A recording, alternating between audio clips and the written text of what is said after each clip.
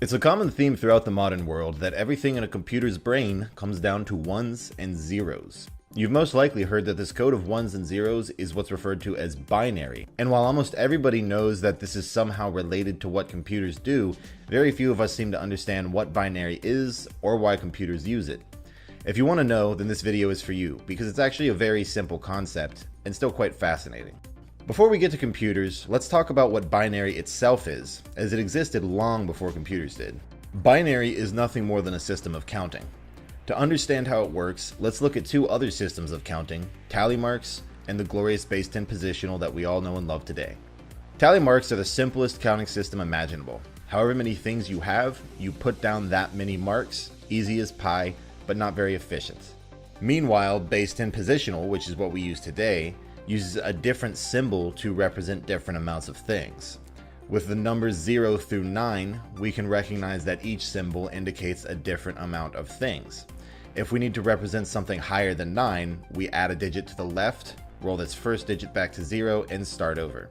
This system is very efficient compared to tally marks because each digit we add exponentially increases the amount of things we can represent. Because in this system we add a new digit every 10 things, each digit represents an increasing power of 10. This is the number of ones we have, the number of tens, the number of hundreds, the number of thousands, and so on. Now this is probably something you already know, but it's very important to keep it in mind when we talk about binary. Now binary works the exact same way as base 10 positional, but instead of each digit going from 0 to 9, it goes from 0 to 1. Counting upwards in binary sounds like this: 0, 1, 10, 11, 100, 101, 110, 111, and 1000. Because each digit of binary has only 2 values and not 10, each additional digit represents an increasing power of 2 rather than an increasing power of 10.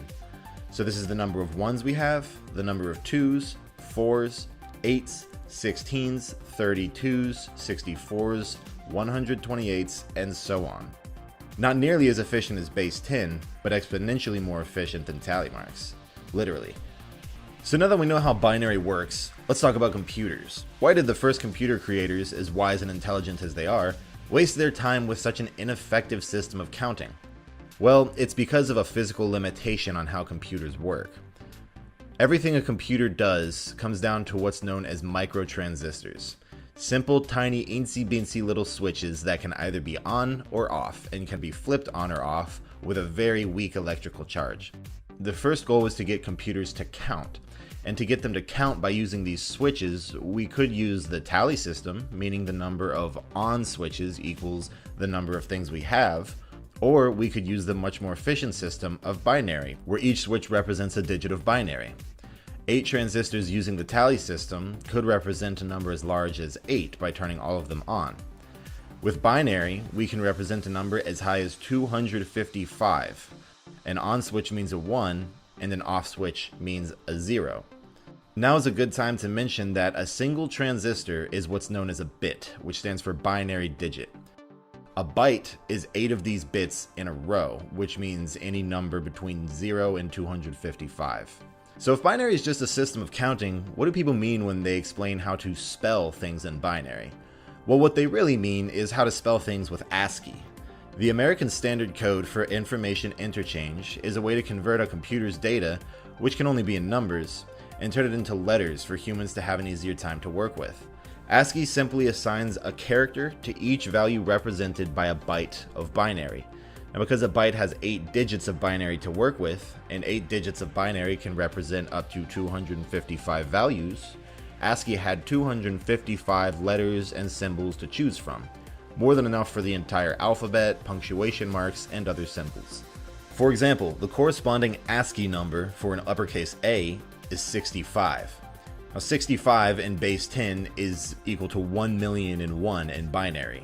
So whenever you type in an uppercase A in a word program, a coding program, or a scripting program or whatever, somewhere there's a little tiny row of 8 transistors arranged in the pattern of off, on, off, off, off, off, off, on, which represents 0, 1, 0, 0, 0, 0, 0, 1 in binary, which is interpreted as 65 in base 10, which is converted by ASCII into an uppercase A. You're likely starting to get a feel for the staggering amount of transistors required to write something as simple as a Facebook status, let alone all the different coding that your computer has to do to make the screen light up, play games, calculate massive values, and so on. Well, long before we got to the point where your phone can play three-dimensional games, it became clear that numbers as high as 255 just weren't going to cut it. Regardless of how many bytes we had, and it was a lot, even adding 4 fully active bytes together could only get a number as high as 1020.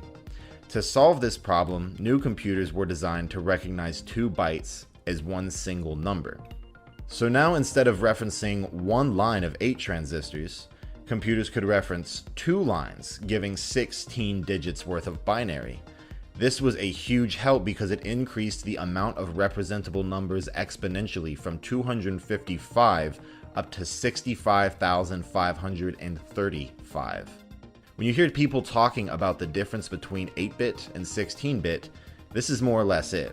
Now, that doesn't mean that a 16-bit system is exponentially that much more powerful, because your program isn't always going to be utilizing all of these numbers in each byte that it represents. It just has the option to, which opens up lots of doors. Well, this could go on for ages and ages, but I want to end this particular video right here so as not to be overwhelming. In future videos, I will explain how computers use these numbers to decide which pixel is what color on your monitor, what the different components of your computer are for, and how hard drives store binary digits on a spinning disk rather than in transistors. Thank you for watching, and if you enjoyed this video, liking and subscribing is always a huge help. While I've been enjoying making these instructional videos,